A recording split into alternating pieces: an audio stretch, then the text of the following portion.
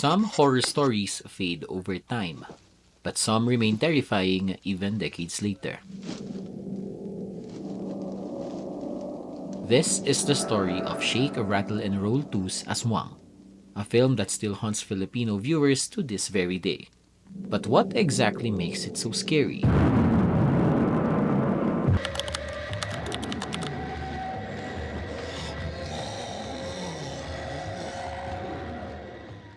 At first glance, Aswang presents itself as a simple horror story. A young woman, a strange town, and a dark secret lurking in the shadows.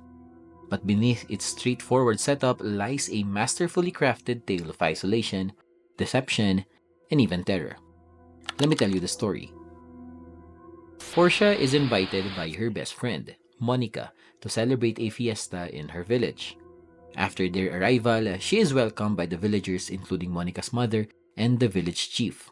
But a tricycle driver who brought them to town urges Portia to leave the barrio and return to Manila.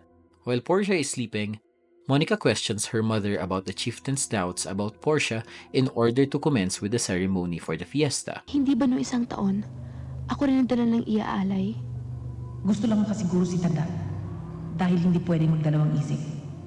The next day, Portia and Monica are greeted by their friends, Ricky and Milo, who are camping outside the barrio. They had followed Portia after she arrived at the village and are convinced about the rumors that the townsfolk are aswangs. She denies their claims. Hindi na. Hindi ko na kailangan ng pangontra sa aswang dahil walang aswang. Later, Portia becomes suspicious of the eccentric nature of the villagers after inspecting their appetite for eating raw meat during their daily meals. On the night of the fiesta, Portia finds the tricycle driver locked in a suspended hunting cage who convinces Portia to escape, warning her that the townspeople will eat them. Mga aswang yan! Kakainin tayo ng mga yan! Lahat sila dito aswang! Isang buong baryo aswang! Tumakbo ka na! Takbo! Aswang sila rito lahat! Aswang! Back at the house, Monica confesses to Portia that the rumors behind the town are actually true, and that the residents are a group of aswangs. She also reveals to her that she lures the virgins into the barrio as a human sacrifice to commemorate their feast every year. Naalala mo ba si Christy? Kailan mo huling nakita si Christy? Last year, bago mo siya isinama sa... Dito, sa piyesta. Pinatay namin, last year, si Christy. Ngayon, ikaw. As a result, their next victim is Portia, as Monica attempts to sedate her with a drug-tainted tea to initiate the creature's feast. Portia had already discovered her intention earlier, though, and managed to switch their teas during their conversation. After Monica passes out from the drug, Portia conceals her on the bed with her blanket before the townspeople arrive, as the chief unwittingly kills Monica and takes her body instead. While she sneaks out of the barrio to escape, Portia witnesses the townspeople feasting on their victims, including the tricycle driver, during the ceremony before their transformation. Anak ko! Anak ko ang napatay niyo! Buhay pa yung isa! Hanapin niyo siya! Anak ko! The aswangs are infuriated by the death of Monica after realizing Portia's actions and begin to chase after her through the forest. They are unable to reach her after Portia finds a crucifix on the ground to protect herself as he manages to reach the boys' campsite.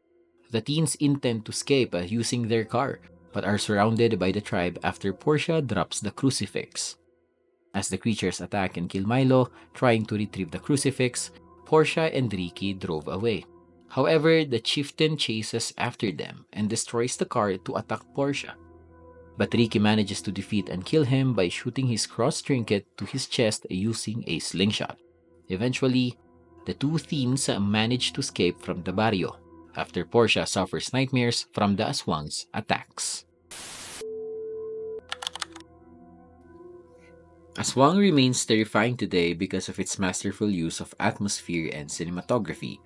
The film relies on dim lighting, eerie silence, and unsettling wide-angle shots to create a constant sense of unease.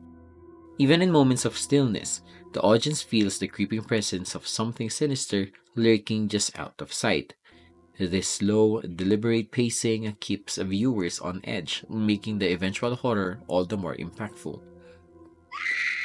Another reason for its lasting fear factor is how it gradually builds a suspense before fully revealing the Aswang. The villagers' strange behavior and unsettling stares hint at an underlying danger long before the monster is shown. This slow burn approach keeps audiences guessing, heightening the dread.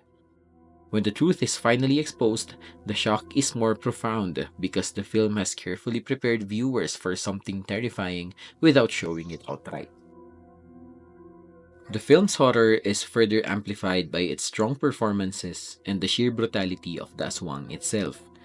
Manilyn Reyes brings an authentic sense of fear to her role, making the audience feel her terror, while Res Cortez adds an emotional weight that deepens the impact of the horror. The Aswang isn't just a mindless creature, it's a predator, calculated and relentless. Its transformation scene remains one of the most chilling moments in Philippine horror, and once the chase begins, there's no escape. The film delivers a relentless, nightmarish experience that lingers long after the credits roll.